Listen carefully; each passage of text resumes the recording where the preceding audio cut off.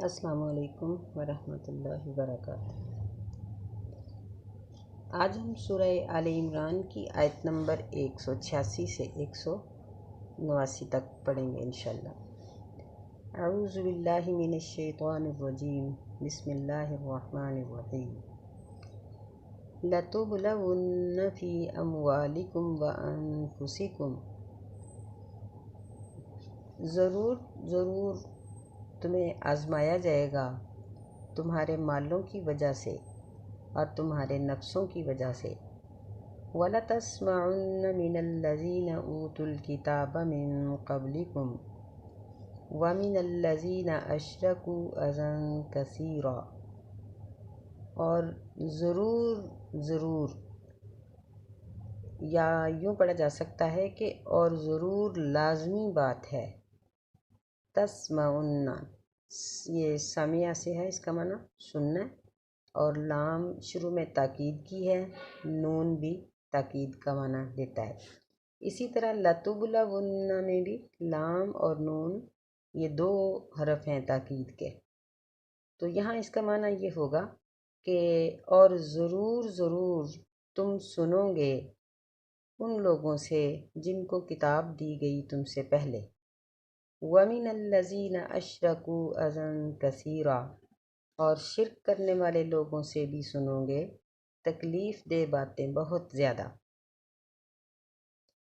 یہ اوت الکتاب، کتاب دیے گئے، یہ کتاب تو بہت سی قوموں کو اللہ تعالیٰ نے عطا کی، ہم لوگوں کو بھی سب سے عظیم کتاب عطا کی گئی ہے، لیکن یہ لفظ خاص یہود و نصارہ کے لیے، جہاں بھی اوت الکتاب آئے گا یا اہل کتاب آئے گا تو اس کا معنی یہودی اور عیسائی ہوں گے۔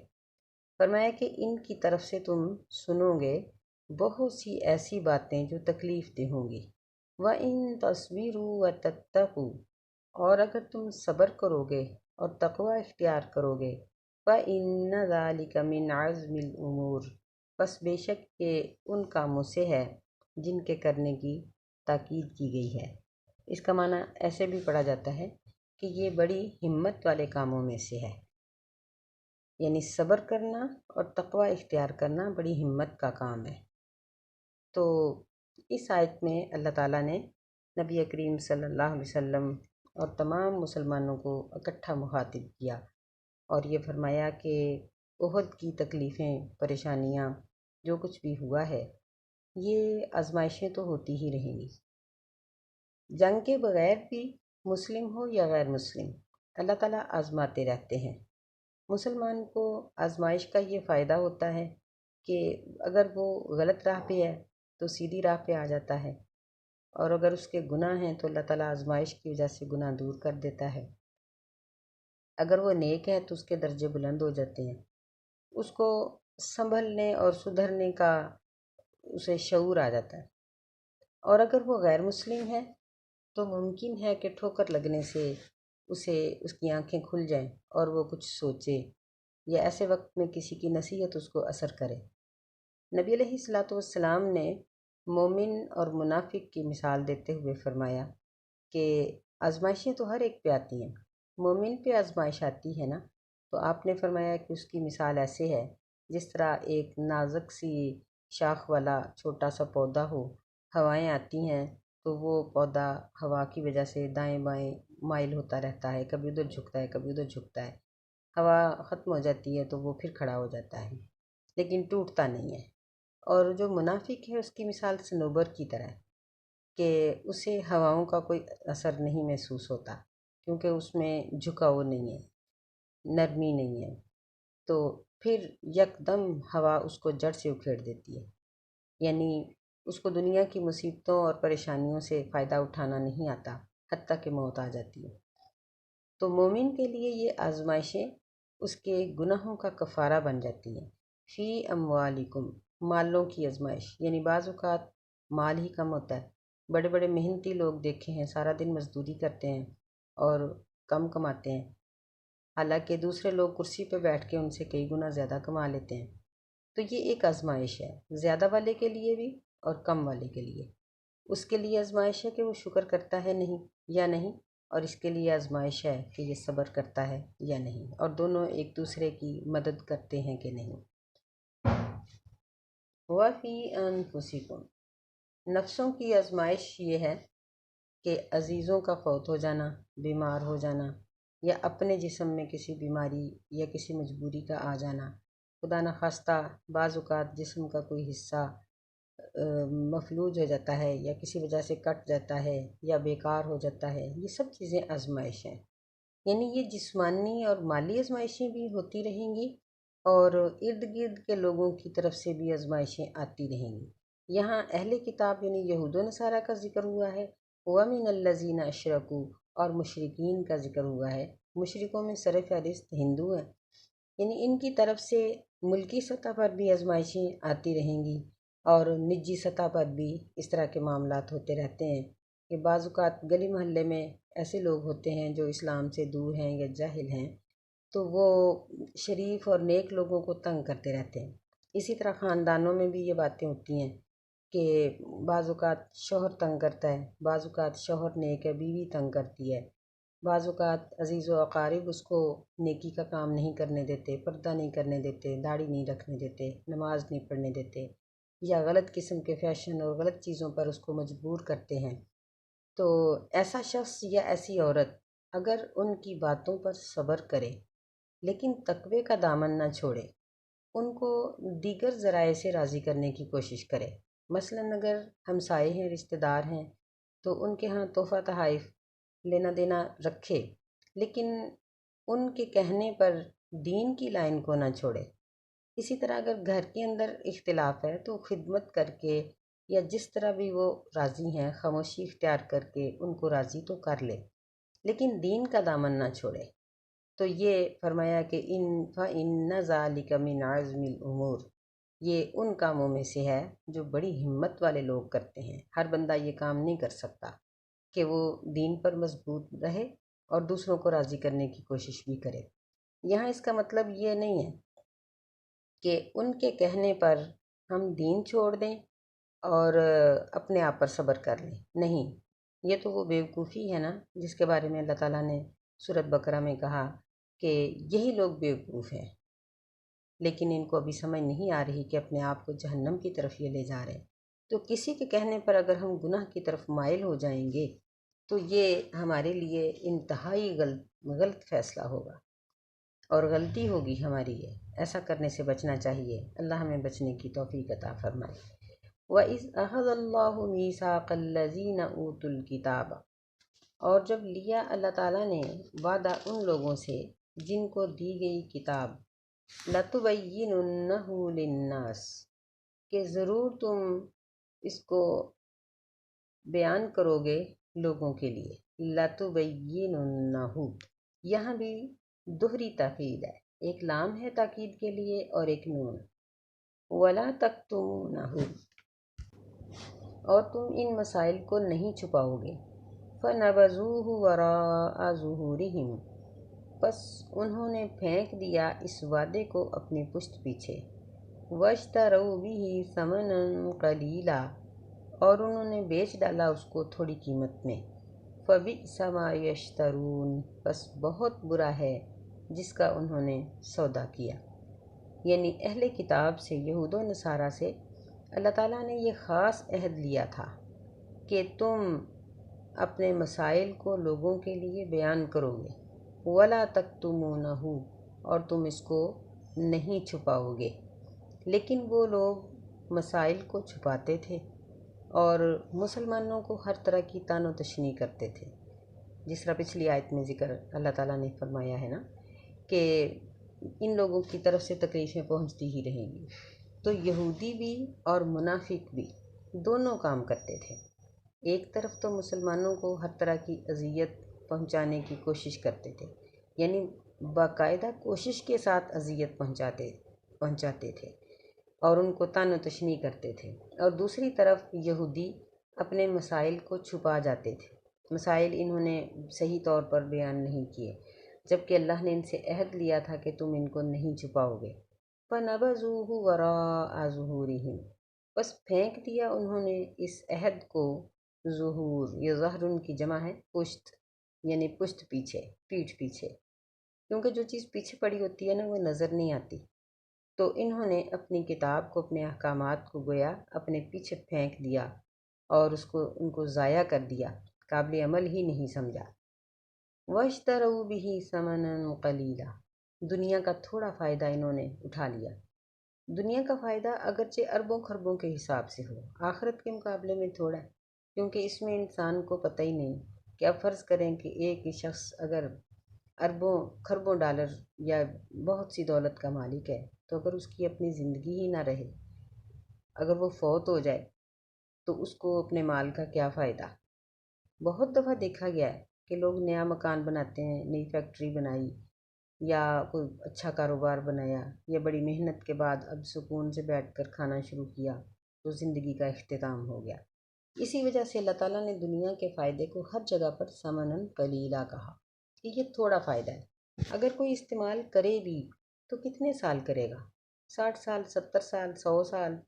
اور پھر فرض کر لیں کہ اگر کسی شخص کی عمر 80 سال ہے تو اول تو وہ آخری عمر میں ویسے ہی لاغر ہو جاتا ہے، تو آپ دیکھیں کہ 80 میں سے 15-20 سال تو بچپن کے، 15 سال چلے پکے گزر گئے بچپن کے، باقی کتنے بچے؟ 65 سال۔ 65 میں سے آدھی زندگی اس نے سو کے گزار دی، باقی کتنے بچے؟ 32.5 سال۔ وہ 32.5 سال بھی جو اس کی زندگی کے ہیں، وہ ہر وقت ہر نعمت کو استعمال تو نہیں کرتا نا، جب ضرورت پڑے گی تبھی اس نعمت کو استعمال کرے گا نا۔ تو آخرت کی زندگی ان 32 سالوں کے مقابلے میں وہ تو نہ ختم ہونے والی ہے، وہ تو ایسا سلسلہ ہے جس کا اختتام ہی نہیں۔ تو دنیا کی زندگی یہ تھوڑی ہے، اللہ تعالیٰ نے اس کو ثمناً قلیلا کہا، فبئس ما یشترون، بس برا ہے جو انہوں نے سودا کیا، یعنی یہ سوداگری، یہ تجارت، یہ اچھی نہیں، یہ بہت ہی بری ہے۔ لا تحسبن الذین یفرحون بما اتوا، نہ گمان کرو تم ان لوگوں کو جو اتراتے ہیں اس چیز پر، بما اتوا، جو ان کو دی گئی، ویحبون ان یحمدوا بما لم یفعلوا، اور وہ پسند کرتے ہیں یہ کہ وہ تعریف کیے جائیں، بما لم یفعلوا، ایسے اعمال کے ساتھ جو انہوں نے نہیں کیے۔ فلا تحسبنہم بمفازۃ من العذاب، بس نہ گمان کرو تم ان کو بمفازۃ، بچ جانے والے عذاب سے، وَلَهُمْ عَذَابٌ أَلِيمٌ، اور ان کے لیے دردناک قسم کا عذاب ہے۔ یعنی منافقین کی بھی اور یہودیوں کی ایک عادت یہ بھی تھی کہ وہ جھوٹ بول کر وقت گزار لیتے تھے اور تعریف چاہتے تھے۔ نبی علیہ الصلاۃ والسلام نے ان کے ساتھ جب کبھی کوئی معاہدہ کیا یا کوئی بات کی تو انہوں نے اپنی خلاف ورزی پر جھوٹ بول کر نبی علیہ السلام کو راضی کرنے کی کوشش کی، اور بعد میں اس بات پر ہنسے، مذاق اڑایا کہ ہم نے جھوٹ بول کر آپ کو راضی کر لیا ہے۔ اگرچہ اللہ تعالیٰ آپ کو بتا دیتا تھا کہ یہ لوگ غلط ہیں، لیکن وہ اپنے طور پر خوش ہو جاتے تھے کہ ہم کامیاب ہو گئے، ہم نے جھوٹ بول کر نبی علیہ السلام کو راضی کر لیا۔ جس طرح جنگ تبوک کے موقع پر انہوں نے جھوٹ بولا کہ نبی علیہ السلام کے سامنے مختلف بہانے بنائے، حالانکہ وہ بہانے درست نہیں تھے۔ اللہ تعالیٰ نے وحی کے ذریعے سب کچھ آپ کو بتا دیا۔ تو یہاں جنگ احد میں بھی یہی کچھ ہوا کہ یہ لوگ جو واپس آئے انہوں نے بھی بہانہ بنا دیا، اور جو پیچھے رہ گئے تھے انہوں نے بھی عذر تلاش کر کے آپ کو خوش کرنے کی کوشش کی۔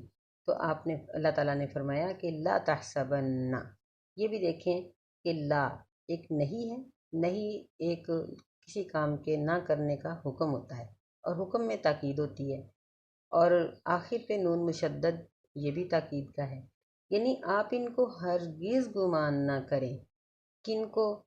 یفرحون، جو اتراتے ہیں، خوش ہوتے ہیں اس چیز پر جو ان کو دی گئی، یعنی جو صلاحیت ان کے پاس ہے، یا جھوٹ بول کر انہوں نے جو انعام حاصل کر لیا ہے، یا جو اجرت اور مزدوری حاصل کر لی ہے، آپ ان کو ہرگز کامیاب ہونے والا نہ سمجھیں۔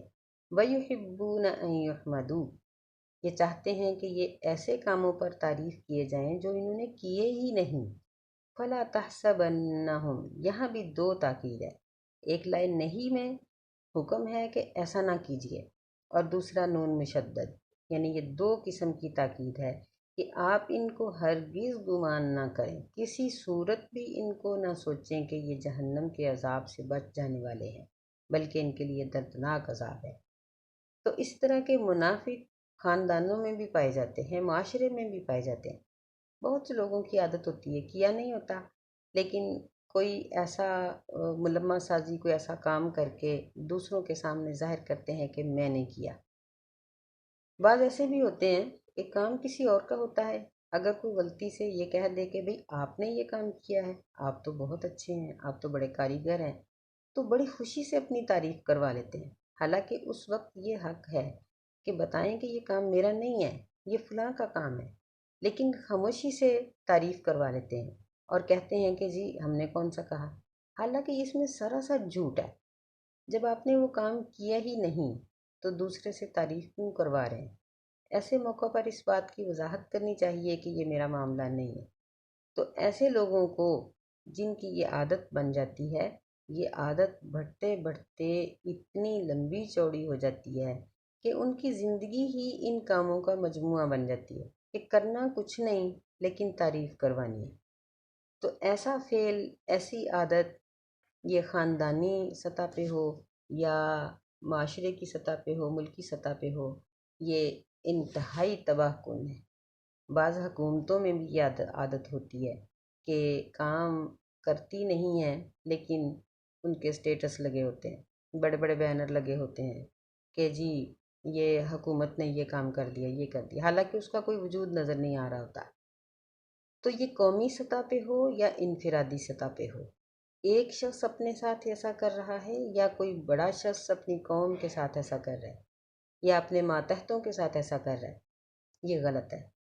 یعنی بڑے لوگوں کو، مثلاً اساتذہ ہیں یا بعض علماء ایسے ہیں کہ جن کو بہت بڑے بڑے القابات سے نوازا جاتا ہے، حالانکہ ان کے اندر وہ صفات موجود نہیں ہوتی۔ تو ایسے لوگوں کو چاہیے کہ وہ صفت کرنے والوں کو کہہ دیں کہ یہ القاب ہمارے نہیں ہیں، ہم اس طرح کے نہیں ہیں، ہمارے اندر یہ صلاحیت نہیں ہے۔ اگر وہ نہیں کہیں گے تو انہیں ڈرنا چاہیے کہ کہیں ایسے لوگوں کے اندر اللہ ان کو شامل نہ کر دے۔ اللہ تعالیٰ ہمیں معاف فرمائے۔ یہ اتنی بری عادت ہے جو انسان کو تباہ کر کے رکھ دیتی ہے۔ اللہ اس تباہی سے ہم سب کو بچنے کی توفیق عطا فرمائے۔ وَلِلَّهِ مُلْكُ السَّمَاوَاتِ وَالْأَرْضِ، اور اللہ کے لیے ہے بادشاہی آسمانوں کی اور زمین کی۔ واللہ علی کل شیء قدیر، اور اللہ تعالیٰ ہر چیز پر قادر ہے۔ یعنی جو شخص اس طرح کی صورتحال میں مظلوم ہے، اس کو تسلی دی جا رہی ہے کہ پریشان ہونے کی ضرورت نہیں، ارض و سماوات کی ملکیت اللہ کے پاس ہے۔ اللہ تعالیٰ قومی سطح پر یا انفرادی سطح پر تمہیں کامیاب کرے گا اور تمہارا سہارا اللہ تعالیٰ بنے گا، اللہ تمہیں سہارا دے گا۔ اللہ پہ توکل رکھو۔ واللہ علی کل شیء قدیر، اللہ ہر چیز پہ قادر ہے کہ ایسے جھوٹے اور اترانے والوں سے ان کا غرور چھین سکتا ہے اور مظلوم اور پسے ہوئے لوگوں کو اللہ تعالیٰ عزت سے نواز سکتا ہے۔ تو معاشرے کے اندر ایسی برائیوں کا ہونا یہ معاشرے کی تباہی ہے۔ ہم سب کو چاہیے کہ ہم اپنے اندر سے اس طرح کی برائیوں کو دور کر دیں۔ بعض لوگوں کی عادت یہ ہوتی ہے کہ یعنی وہ صفت ان کے اندر موجود نہیں، مثلاً حسن تو موجود نہیں لیکن بناوٹی حسن حاصل کرتے ہیں، عالم دین تو ہے نہیں لیکن ملمہ سازی کر کے اپنے آپ کو عالم ظاہر کرتے ہیں، پڑھے لکھے تو نہیں ہیں لیکن جھوٹی ڈگریاں بنوا کر، پیسے دے کر نوکریاں حاصل کرتے ہیں اور وہ سامنے پیش کر دیتے ہیں۔ رشتہ داری کے معاملے میں دیکھیں کہ بڑے لوگ اس طرح کے ہیں جو کرائے کے مکانوں میں رہ کر ان مکانوں کو اپنا ظاہر کر کے ان کوٹھیوں کو دوسروں کے ساتھ رشتہ جوڑ لیتے ہیں، حالانکہ وہ سراسر جھوٹ ہوتا ہے۔ کسی دکان پر وہ ملازم ہوتے ہیں لیکن رشتہ دیکھنے والے کو دکان اپنی ظاہر کر دیتے ہیں کہ جی یہ میری دکان ہے۔